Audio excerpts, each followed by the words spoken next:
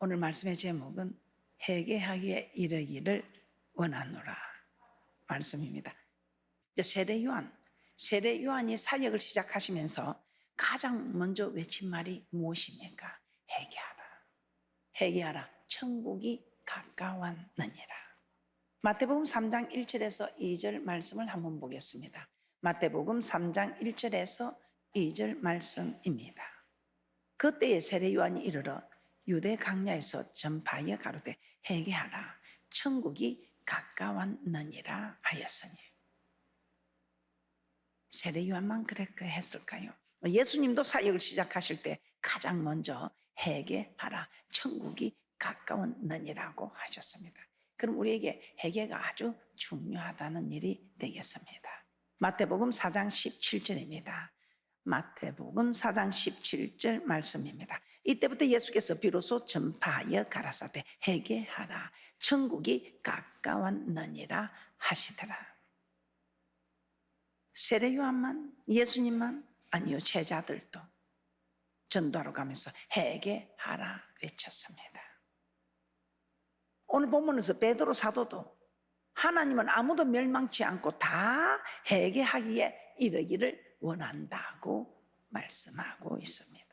세례 요한도 예수님도 제자들도 베드로도 회개하라 외친 것은 그만큼 회개가 중요하다는 일입니다.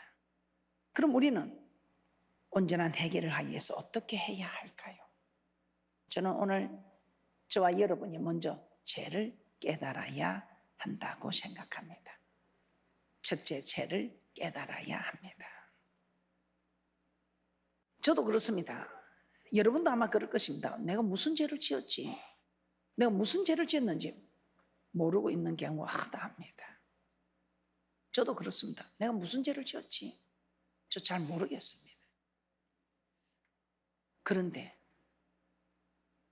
무슨 죄를 지었는지 잘 모르겠는데 저만 그런 게 아니고 여러분도 그렇고, 그런데 성경에 너무너무 대단한 하나님이 자랑하는 사람이 있지요. 네가 이런 자를 보았느냐? 유의하여 보고 있는 하나님. 누구십니까? 자기 죄를 전혀 모릅니다. 나만 모르는 줄 알았더니, 여러분만 모르는 줄 알았더니, 우리 하나님이 그렇게 자랑하는, 동방의 가장 큰 자라고 자랑하는 욥도 자기 죄를 모르고 있습니다. 욥기 1장 1절입니다. 욥기 1장 1절입니다. 우스 땅에 욥이라 이름하는 사람이 있었는데 그 사람은 순전하고 정직하여 하나님을 경외하며 악에서 떠난 자더라. 하나님을 경외하며 악에서 떠난 자라고 합니다. 그래서 우리 하나님께서 얼마나 욥을 자랑했는지 모릅니다. 그런데 이 욥은 사람들이 봤을 때는 죄를 짓지 않고 악에서 떠난 사람처럼 보였습니다. 욥 자신도 그렇게 생각했습니다. 혹시 여러분도 그렇지 않습니까? 그런데 이 욥에게는 욥이 자신이 하나님보다 더 어렵다는 아주 큰 죄가 있었습니다. 하나님보다 자기가 더 어렵다는 겁니다. 여러분에게 늘 말씀드렸지만 이 욥은 자신의 죄를 알지 못합니다. 자기는 잘한 것밖에 생각이 나지 않습니다. 내가 하나님을 경외하고 악에서 떠나서 내가 순전하고 정직하여 내가 이와 같은 큰 부를 누리고 하는, 하나님 말씀대로 내가 살지 못한 게 없다 이 말입니다. 다 하나님 말씀대로 살았습니다. 하나님 말씀대로 살았더니 우리 하나님께서 모든 일에 복을 주셨습니다. 우리 하나님도 자랑했습니다. 그런데 웬일입니까? 배가 익으면 익을수록 고기를 숙여야 하는 것처럼 우리도 그래야 되는데 이 욥은 자기가 잘난 맛에 살았더라 이 말입니다. 그런데 저는 이 욥기를 보면서 애매히 고난을 받는다 생각했습니다. 저렇게 애매히 고난을 받을 바에 난 대강대강 믿어야 되겠다. 저렇게 하나님을 경외하고 악에서 떠나면 저리 애매히 고난을 받는데 어떤 고난을 받았습니까? 자식도 죽고 재산도 날아가고 건강도 악화돼서 기아장으로 자기를 고통을 감수해야 되는, 나는 욥처럼 너무 하나님을 잘 믿으면 안 되겠다. 대강대강 어느 정도 거리를 두고 믿어야 되겠다 생각했습니다. 그런데 그게 아니었습니다. 정금 같은 믿음으로 나오기 위해서 훈련시키고 단련시킨다 맞습니다. 그러나 그냥 애매히 고난을 받는 게 아니고 이 욥은 하나님께서 자기에게 이렇게 하여도 나는, 하나님은 나를 이렇게 연단시키고 훈련시키고 힘들게 해도 나는 하나님을 절대로 배신하지 않겠다, 나는 순전을 지키겠다는 하나님보다 자기를 더 어렵다고 하는 교만이 우리에게 있었던 것입니다. 욥에게 있었던 것입니다. 그래서 사탄, 참소한 자, 거짓을 말하는 깨는 자가 늘 욥을 고자질합니다. 이 고자질하는 자거든요, 악한 자들, 마귀는. 저 욥 저 두면 안 돼 있습니다. 하나님, 저 욥을 한번 손을 좀 봐야 되지 않겠습니까? 저렇게 놔두면 애 저 죽겠습니다. 그래도 둘째가 아버지, 저 형님 저래가 되겠습니까? 아버지가 이렇게 뒷바라지는 거 모르고 저렇게 잘나고 아버지 돌아보도 안 하고 인사도 안 하고 저래 되겠습니까? 그래도 아버지는 지가 잘 살아가는 게 막 걱정 없이 잘 살아가는 그게 좋았어. 내둬라, 내비둬라. 우리 하나님 내비둬라. 그런데 우리 하나님이 가만 보니 이 욥이 이제는 너무 지나치게 뒤로 자빠지게 생긴 거예요. 그때 우리 하나님이 한번 살짝 깨닫게 해줘라, 징계를 줍니다. 재산 날라가고 자녀도 곧 병도 고통을 줍니다. 그래도 깨닫지는 못합니다. 혹시 우리 중에 그런 일은 없을까요? 좀 어렵게 사는 사람들, 인격이 좋은 사람들, 이런 병이 많습니다. 이 교만병, 자기도 모르는. 사람하고 비교해보면 나는 정말 말씀대로 살거든요. 믿음을 잘 가졌거든요. 정직하게 살거든요. 누가 나와 같이 사는 사람이 있을까 이 말입니다. 그런데 하나님 왜 내게 왜 까닭없이 난 말씀대로 잘 살고 있지 않느냐. 그래서 저도 그렇게 말합니다. 사람하고 비교해보면 제가 떨어지고 싶은 생각이 없습니다. 그런데 말씀 앞에 서보면 자꾸만 작아지는 모습을 발견합니다. 마치 사도 바울처럼. 사역 초기에는 나는 사도 중에 작은 자를 했습니다. 그러나 중반기가니까 사도가 아니고 성도 중에 작은 자. 사역 말기에는 내가 죄인 중에 개수라고 고백하죠. 은혜가 깊어지면 깊어질수록 하나님 말씀에 서면 설수록 자꾸만 작아지는 자신을 보게 됩니다. 그래서 우리는 말씀 앞에 서야 하는 것입니다. 오늘 이 욥의 교만 혹시 우리에게 있지는 않을까요? 나는 다른 사람과 달라. 이 생명의 말씀을 받아서 천국 비밀을 알아. 나는 매일 기도해. 나는 교회의 법도 잘 지키고 있어. 나는 전도도 하고, 나는 수시로 기도하고, 정말 말씀대로 살려고 몸부림치는 사람이 하면서 누가 나처럼 하는 사람이 있을까? 저도 그렇게 생각했습니다. 혹시 여러분들도 그렇게 생각하는 일이 있으면 빨리 돌이키는 자리에 있으시기를 주님의 이름으로 부탁하며 축복합니다. 욥은 자신에게 오는 재앙 전혀 깨닫지를 못했습니다. 그래서 우리 하나님께서는 환경을 통해서 깨닫게 하려고 재산 날아가고 다 이렇게 치고 해도 깨닫지 못하게 친구를 보냅니다. 친구를 보내도 깨닫지 못합니다. 그때 우리 하나님께서 야 욥아, 네가 그렇게 자신이 만만하면 너 내 앞에 한번 서봐라. 내 앞에 설 때에 사내 대장군처럼 네가 그렇게 자신 있게 외친 것처럼 네가 내 앞에 힘을 주고 한번 서봐라. 이랍니다. 욥기 38장 1절에서 3절입니다. 욥기 38장 1절에서 3절입니다. 때 여호와께서 폭풍 가운데서 욥에게 말씀하여 가라사대 무지한 말로 이치를 어둡게 하는 자가 누구냐? 너는 대장부처럼 허리를 묶고 내가 내게 묻는 것을 대답할지니라. 이렇게 하나님께서 욥에게 직접 나타나 말씀하시자 욥은 마침내 자신이 무슨 죄를 지었는지 깨닫게 됩니다. 그러면서 비로소 내가 스스로 하나고 티끌과 죄 가운데서 회개한다고 합니다. 욥기서 38장 여러분 집에서 한번 읽어보세요. 이 욥기서 38장 보면 참 대단합니다. 저는 이 욥기서 38장 보면서 그냥 천지 만물을 지으신 하나님께서 천지 만물을 다스려가는 이것도 정말 은혜되고, 근데 안 믿는 사람들은 그게 뭐 자연적으로 자연의 현상으로 되는 줄 알고 있습니다. 그런데 우리 하나님께서는 욥을 찾아와서 그렇게 묻습니다. 저는 어릴 때 참 궁금했습니다. 이 시냇물이 모여서 강물이 되고 강물이 모여서 바다로 가면 이 바다가 흘러 넘쳐야 되는데 어째 흘러 넘치도 않을까?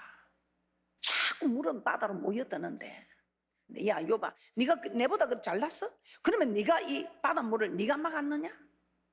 이 바닷물이 넘치그리고 자꾸만 바닷물로 물은 모여드는데 이 바닷물을 네가 막았느냐? 개안을 네가 뒀냐 물어봅니다. 그것뿐이겠습니까? 그때 무슨 하늘의 길이 있고 바다의 길이 있음을 알았겠습니까? 그래서 누구보다 참 더 절실하게 말씀하네요. 이 세상 어떤 철학자도 어떤 누구도 죽음에 대해서는 논하지를 못하죠. 죽어봐야 아는 것입니다. 그런데 여봐, 네 사망의 문이 어디 있는지 아느냐? 사망에 거닐진 곳이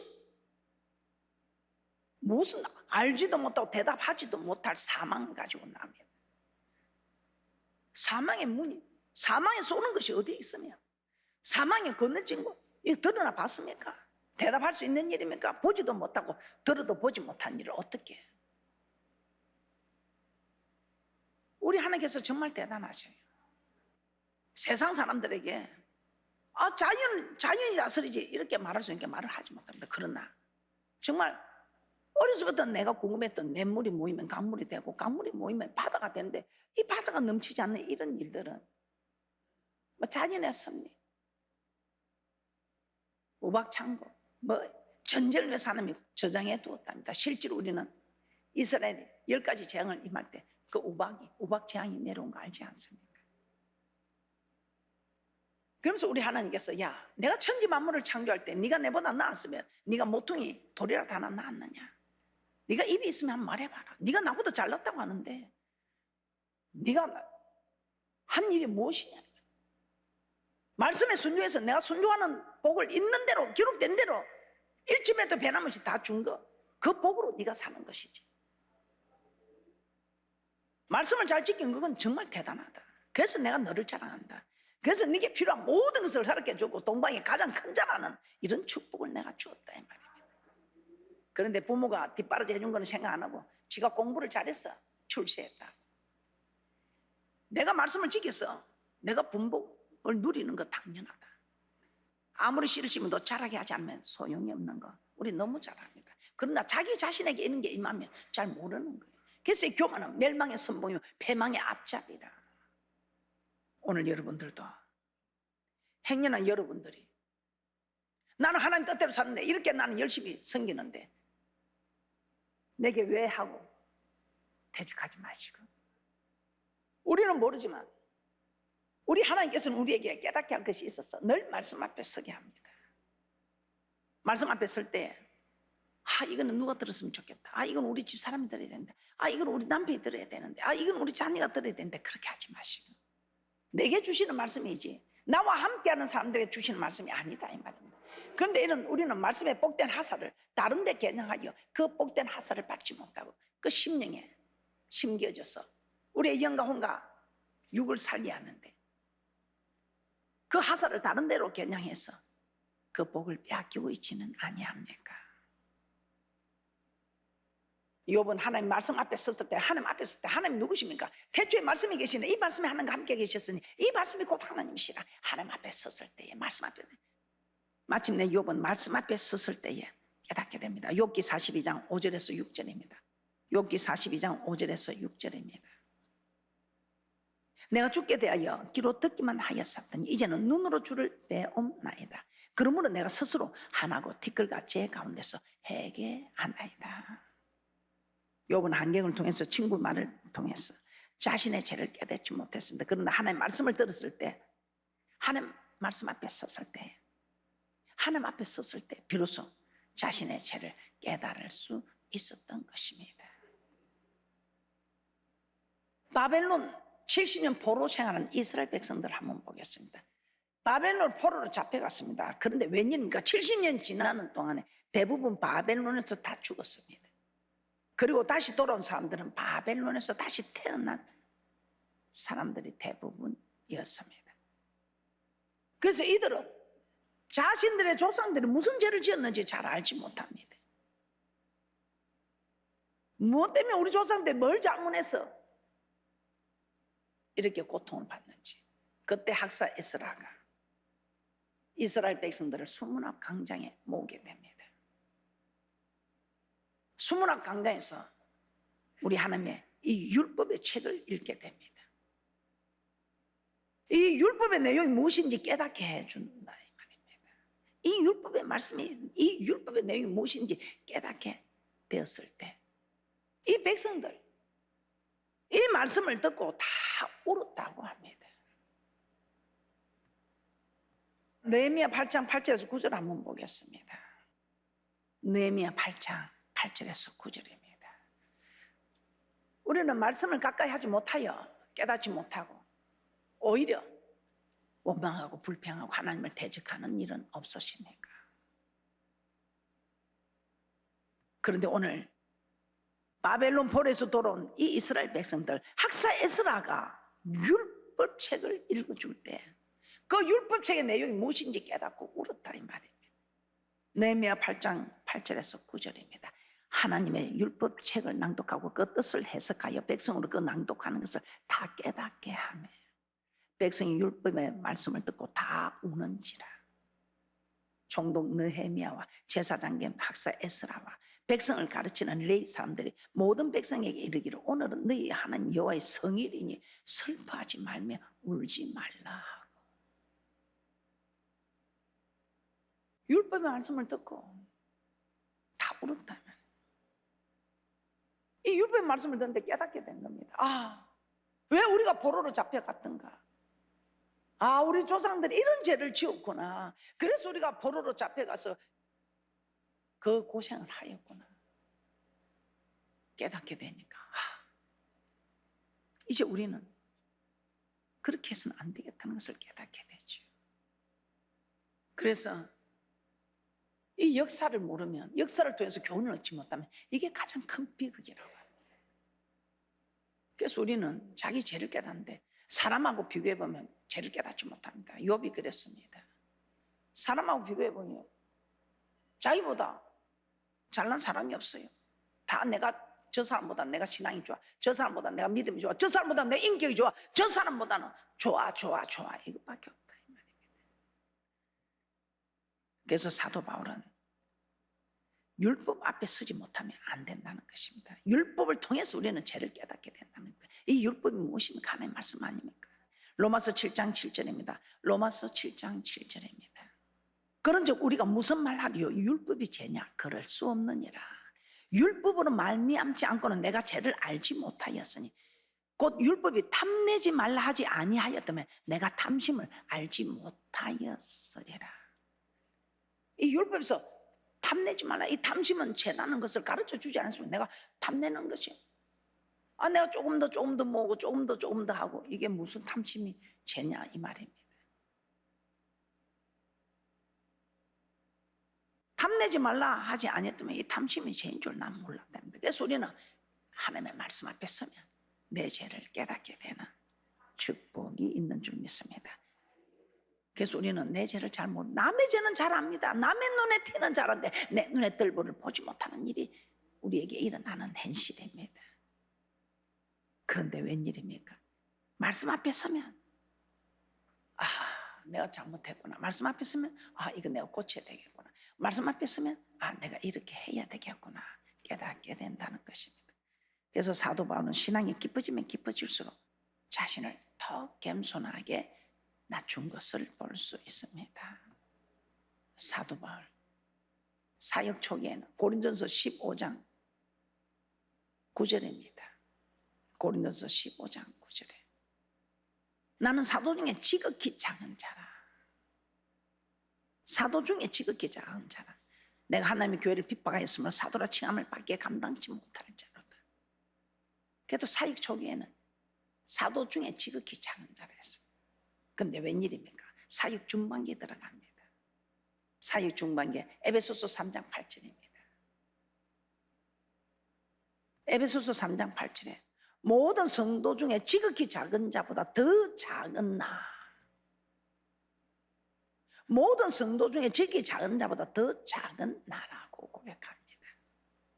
모든 성도 중에 지극히 작은 자보다 더 작은 나에게 이 은혜를 주신 것은 청량할 수 없는 그리스도의 풍성을 이방인에게 전하게 하시고. 그런데 웬일입니까? 디모데전서 1장 15절입니다. 디모데전서 1장 15절에 밑보다 모든 사람이 받을 만한 이 말이여 그리스도 예수께서 죄인을 구원하시려고 세상에 임하셨다 하였도다. 죄인 중에 내가 개수니라. 사역 말기에는 죄인 중에 내가 개수다. 그래서 말씀 앞에 서면, 하나님 앞에 서면 정말 부족함으로, 사도 중에 지극히 작은 자는 사도 바울의 고백이, 성도 중에 지극히 작은 나. 그런데 사역 말기에 하나님 앞에 서니까 자꾸만 작아짐으로 죄인 중에 개수라고. 그래서 우리의 고백은 사도 바울처럼 죄인 중에 개수라고 하는 고백이 나오는 사람이 제대로 신앙생활을 하고 있는 것 같습니다. 여러분의 고백은 어떻습니까? 내가 이만하면 내 잘난 맛으로 사는 게 인생이다. 내 잘난 맛으로. 어떻습니까? 우리는 천국 가야 할 천국 백성들입니다. 죄의 싹은 사망이라 했습니다. 그래서 우리는 늘 하나님 말씀 앞에 서야 합니다. 두 번째, 우리는 온전한 회개에 대해서는 죄에 대해서 애통해야 합니다. 죄는 하나님과 우리 사이를 가로막는 장벽이라고 했습니다. 죄를 범하는 자의 영혼은 죽는다고 했습니다. 영혼이 죽으면 범사가 잘 되겠습니까? 아닙니다. 영육이 강건하겠습니까? 아닙니다. 죄의 싹은 사망, 영원한 지옥에 들어가는 것입니다. 그리고 하나님께서 우리 죄를 용서해 주시기 위해 우리 대신에 동생자 예수님을 허락해 주셨습니다. 우리 죄를 해결해 주셨습니다. 그러니 다 이제는 주님이 죄를 해결해 주셔서 우리가 살아가는 동안, 주님 앞에 서는 동안까지 짓는 모든 죄를 다 사해 주는 줄 알고 있습니다. 그럴까요? 그렇다면 다윗은 죄를 범하고 왜 그렇게 침상을 찢으면서까지 애통해 했을까요? 그리고 죄 짓는 사람 옆에 있으면 여러분 참 무섭습니다. 인간은 연약하니 어쩔 수 없어. 하나님 우리 연약함을 다 아셔. 나만 죄를 짓나 다른 사람들도 다 죄 짓는데 우리 하나님 사랑이 많으시니 다 용서해 주실 거야 하면서 아주 이렇게 합리화를 시키는. 그래서 어떤 무리에 서여 있는가 참 중요합니다. 물론 우리 하나님의 사랑이 하나님 맞습니다. 좋으신 하나님 맞습니다. 그러나 우리 하나님께서는 언약의 하나님, 우리에게 축복도 주시고 우리에게 징계도 주시는, 축복을 주셔도 좋으신 하나님, 징계를 주셔도 좋으신 하나님. 왜? 축복을 주면 내가 바르게 살고 있구나 싶어서 축복을 자꾸 받기 위해 열심히 하고, 징계를 받을 때 내가 뭔가 빗나간 게 있구나, 빗나간 게 있구나 생각하고 돌이키게 하니, 그래서 좋으신 하나님인 것입니다. 우리 하나님이 좋으신 하나님이 돼서 우리 죄를 다 사해주고 한다면 왜 다윗은 그렇게 침상이 젖도록 회개했을까요? 베드로는 왜 그렇게 주님을 모른다 하고 그렇게나 통곡을 했을까요? 그래서 우리 하나님께서는 애통하는 자 복이 있다고 하죠. 우리는 죄에 대해서 애통해야 합니다. 죄에 대해서 애통할 때에 우리 하나님께서는 멸망시킬 니느웨 성도 구해 주셨습니다. 오늘 여러분은 여러분을 괴롭게 하는 날이니까 하나님을 구하는 제사는 상한 심령이라 했습니다. 상하고 통해한 마음을 주께서 멸시지 않는다고 했습니다. 그래서 오늘 우리는 괴롭게 하고 있습니다. 금식하면서 우리가 괴롭게 하고 있습니다. 레위기 23장 27절에서 29절입니다. 레위기 23장 27절에서 29절입니다. 7월 10일은 속죄일이니 너희에게 성해라. 너희는 스스로 괴롭게 하며 여호와께 하제를 드리고 이날에는 아무 일도 하지 말 것은 너희를 위하여 너희 하는 여호와 앞에 속죄할 속죄일이 됨이니라. 이날에 스스로 괴롭게 하지 아니하는 자는 그 백성 중에서 건져질 것이라. 괴롭게 하는 것은 이 성의 우리가 금식하는 일을 말하고 있습니다. 그래서 우리는 금식함으로 괴롭게 하고 있습니다.